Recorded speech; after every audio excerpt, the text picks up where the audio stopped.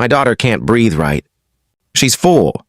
I don't know what to do and I can't reach anyone. The text arrived at 7:43 on a Wednesday evening to a number that was not the one intended. Petra Vane, 27 years old, was sitting on her couch after a 10-hour pediatric nursing shift, still in her scrubs, eating cereal because she hadn't had the energy to cook. Her phone showed an unknown number. The message was short and terrified in the specific way of parents who are past the point of managing their fear quietly. She read it twice. She typed back, "I think you sent this to the wrong number. But I'm a pediatric nurse. Tell me what's happening." 3 seconds of silence. Then, she's breathing fast. Ribs pulling in when she breathes. Lips look a little pale. Fever started 2 hours ago. Petra set her cereal down. She was already standing. That's retractions. She needs to be seen now. Are you near a hospital? 20 minutes. My car. I don't have. The message cut off. Then, my usual driver isn't answering. I'm trying to call a car. She looked at the address he sent, a residential building 11 minutes from her apartment. She looked at her keys. She looked at her scrubs. She picked up her keys. His name was Beckett Crane, 33 years old. He was the founder and CEO of Crane Digital, a software infrastructure firm, and he was, at 7:51 on a Wednesday evening, standing in the hallway of his apartment, holding his 4-year-old daughter Rue against his chest, with one arm and his phone with the other, waiting for a car that the app said was 12 minutes away, which was 12 minutes he was looking at with the specific, helpless terror of a parent whose child is breathing wrong.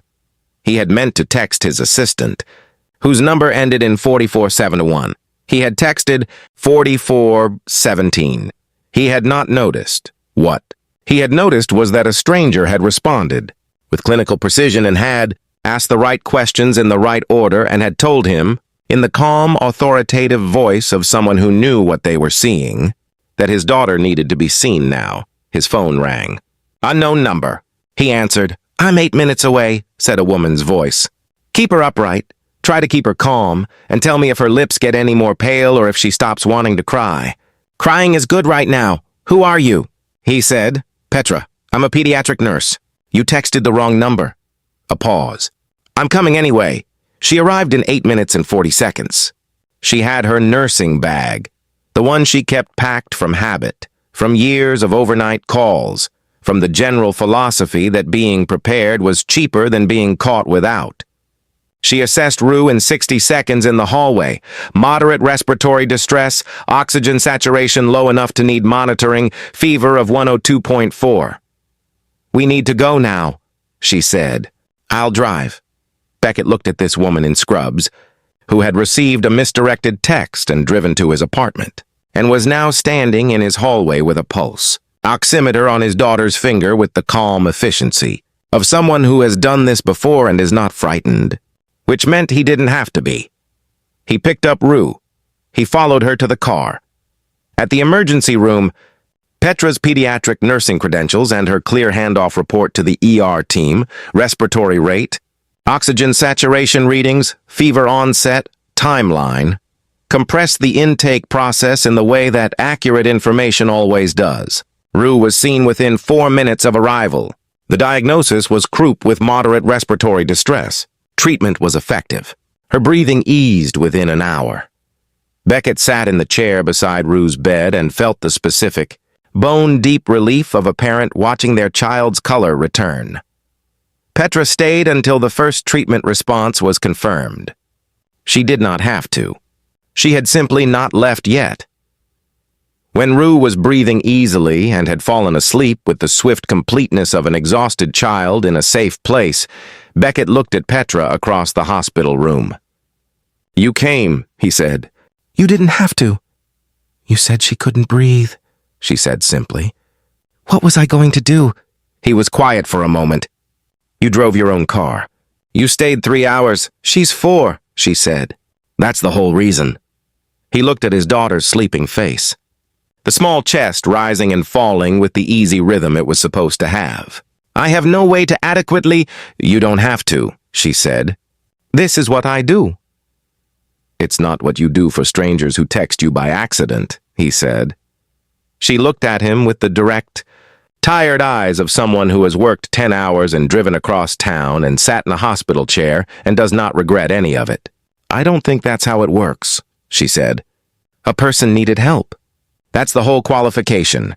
He found out, in the following weeks, that Petra worked at a community pediatric clinic that served a low-income neighborhood on the city's east side. That the clinic was in its third year of operating on a grant that was ending. That its closure would affect approximately 800 pediatric patients who had no other accessible provider within reasonable distance. He found this out because he asked, not immediately, not transactionally, but because he had spent 3 weeks thinking about a woman who had shown up for a stranger's child and stayed for 3 hours, and he had wanted to understand who she was beyond the moment. He called his foundation director. He reviewed the clinic's financials. He asked the right questions. The grant renewal came through with a new primary funder. The clinic's executive director called Petra on a Thursday morning to tell her they were funded for 3 years. She stood in the break room and held her phone and felt the specific, uncomplicated relief of something important being secure. She did not connect it to Beckett for 2 weeks, until Rue arrived at the clinic for a follow-up appointment, referred by her pediatrician to the East Side Clinic specifically, which was not where Rue's pediatrician usually referred, and Beckett was with her, and he was not surprised to see Petra at the front desk. She looked at him. He looked at the floor in the way of someone who has done something and does not need credit for it.